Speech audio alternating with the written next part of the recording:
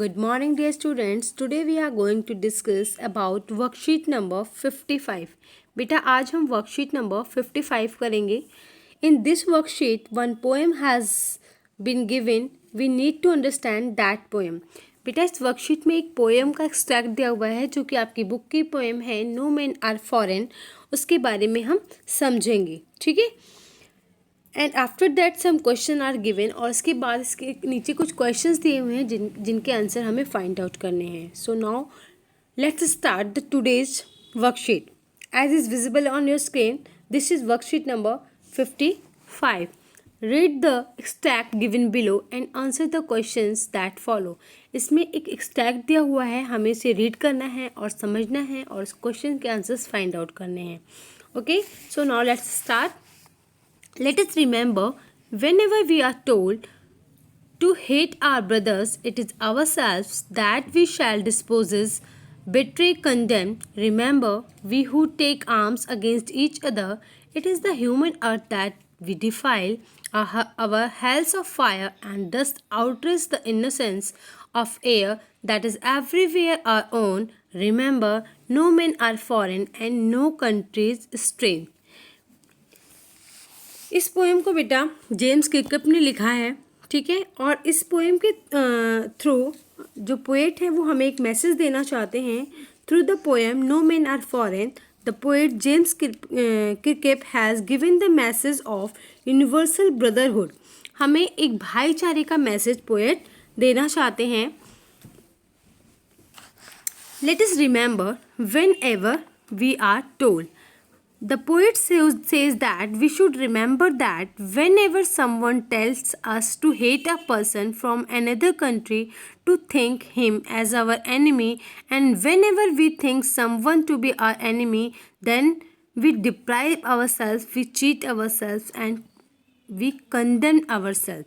Poet बताना चाहते हैं कि यदि हम किसी से क्या करते हैं, हेट करने लगते हैं, नफ़रत करने लगते हैं, तो इससे क्या होता है कि हम जब किसी से नफ़रत करते हैं, किसी से हम दुश्मनी करते हैं, तो हम उसके प्यार से जो है वो क्या हो जाते हैं, डिस्पोजेस होने लगते हैं, यानी वंचित होने लगते हैं. Remember, we who take arms against each other, it is the human earth that we defile.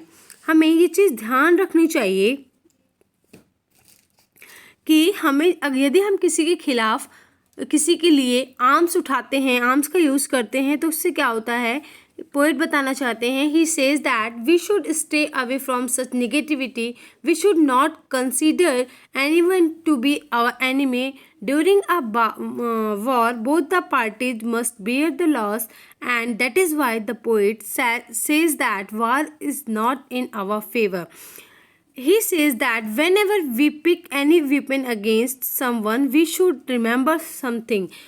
इसमें पोइट ये बताना चाहते हैं कि यदि हम किसी के खिलाफ आर्म्स का यूज़ करते हैं, तो इससे क्या होता है, इससे जो हमारी अर्थ है वो क्या हो जाती है, डिफाइल. इट मीन्स डर्टी हो जाती है, गंदी हो जाती है. We should keep in mind, ये चीज़ हमें हमेशा ध्यान में रखनी चाहिए, that whenever we pick weapons against any person, यदि हम किसी भी व्यक्ति के खिलाफ वेपन्स का यूज़ करते हैं, आर्म्स का यूज़ करते हैं, तो क्या होता है, we make the earth dirty because weapon kills people and their bodies which fall on the earth make it dirty. अगर हम किसी के खिलाफ बंदूक उठाते हैं, तलवार उठाते हैं, तो उससे क्या होता है, हम अगर एक दूसरे से मार काट करेंगे तो क्या होगा, उससे हमारी जो धरती है वो क्या होगी, गंदी होगी, क्योंकि हर तरफ खून, लोगों की डेड बॉडीज़ वगैरह पड़ी रहेंगी. तो इससे क्या होगा, our hells of fire and dust outrage the innocence of air that is everywhere on our own. और हर तरफ वेन एवर वॉर हैपन्स, जब कभी लड़ाई करते हैं हम, it leads to a lot of bloodshed, fire and death. तो क्या होता है, बहुत सारे जन धन की हानि होती है, हर जगह तबाही होती है, त्राही मची रहती है. These dead bodies accumulate on the earth and it make it impure. और जब वो डेड बॉडीज़ जो है अर्थ में गिर रहती हैं और जब वो धरती में मिलती हैं तो क्या करती हैं, हमारी धरती को इम्प्योर कर देती हैं। The fire of war which erupts, the smoke which comes out, the dust which fills the air, it is so dirty that it pollutes and outrages the purity of the air. और उनके जो आग वगैरह लगती है इससे क्या होता है, डस्ट निकलता है, इससे धुआं धक्कड़ होता है, इससे हमारी जो एयर होती है वो पॉल्यूटेड हो जाती है। Of air that is everywhere our own. Remember, no men are foreign and no countries strange.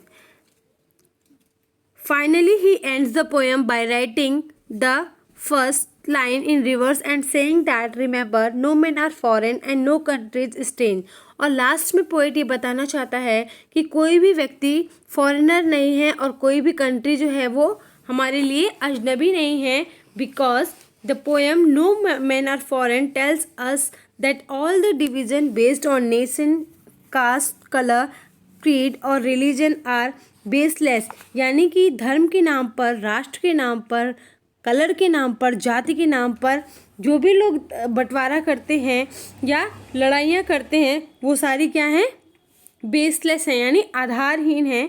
We all have a common source of origin, हम सब ने एक ही धरती पर जन्म लिया है। We all are the dependent on the same resources for our survival, हम सबके लिए सेम रिसोर्सेज यानी सबको सन, एयर, वाटर, फूड और शेल्टर की ज़रूरत है। चाहे कोई व्यक्ति इंडिया में रह रहा हो, चाहे पाकिस्तान में रह रहा हो, चाहे चाइना में रह रहा हो, सबके लिए रिसोर्स क्या है, सेम है, सर्वाइवल के रिसोर्सेज सेम है। तो इसके थ्रू पोएट हमें ये बताना चाहता है, थ्रू एक मैसेज देना चाहते हैं यूनिवर्सल ब्रदरहुड का, कि हमें एक दूसरे से लड़ाई झगड़े नहीं करने चाहिए, एक दूसरे के खिलाफ कभी भी आर्म्स का यूज नहीं करना चाहिए। हम सभी की ओरिजिन इस धरती पर हुई है, सभी लोग अर्थ पे रह रहे हैं, सभी ह्यूमन बीइंग हैं, सबकी सेम रिसोर्सेज हैं सर्वाइव करने के लिए। तो हमें एक दूसरे के साथ लव और अफेक्शन के साथ रहना चाहिए। ठीक है, तो आई होप आपको स्टैंजा समझ में आ गया होगा। अब हम इसकी क्वेश्चन आंसर सॉल्व करते हैं। What as per the extract the word dispossess does not refer to, in words में कौन सा ऐसा वर्ड है जो डिस्पोजेस को रिफर नहीं करता है? Deprive, strip, rob and gain. तो गेन जो होगा वो डिस्पोजेस को रिफर नहीं करता है। डिस्पोजेस मीन्स होता है वंचित होना और गेन मीन्स फायदा, प्रॉफिट। नेक्स्ट होता है क्वेश्चन नंबर 2 है हमारा, the poet says that by raising arms against each other we will dash. अगर हम एक दूसरे के खिलाफ आर्म्स उठाते हैं तो क्या होता है, इससे हम क्या करते हैं, क्या होता है, विन द वॉर्स, हम युद्ध में जीत जाते हैं। फेलिसिटेट आवरसेल्व्स, टेंट अवर लैंड, एडॉर्न अवर लैंड। तो इसका करेक्ट आंसर होगा हमारा टेंट अवर लैंड। नेक्स्ट क्वेश्चन है हमारा, the poet says the poet doesn't want to spread the message of dash the through the poem। Poet कौन सा मैसेज स्प्रेड नहीं करना चाहता है? Peace, love, hatred, brotherhood. तो हमारा जो इसका आंसर होगा वो होगा हेटर्ड। नेक्स्ट है हमारा question number 4, which literary device is used in the given extract from the poem. इस एक्सट्रैक्ट में कौन सी लिटरेरी डिवाइस यूज हुई है वो आपको फाइंड आउट करनी है। और क्वेश्चन नंबर 5 है आपका, the last line of the stanza no men are foreign and no countries strength intents to tell us that. इसका जो बेस्ट ऑप्शन होगा वो आपको फाइंड आउट करना है, यानी 4th और 5th क्वेश्चन आपको खुद करना है। इफ़ एनी प्रॉब्लम, अगर किसी भी बच्चे को कोई भी प्रॉब्लम होती है तो वो मुझसे पूछ सकते हैं।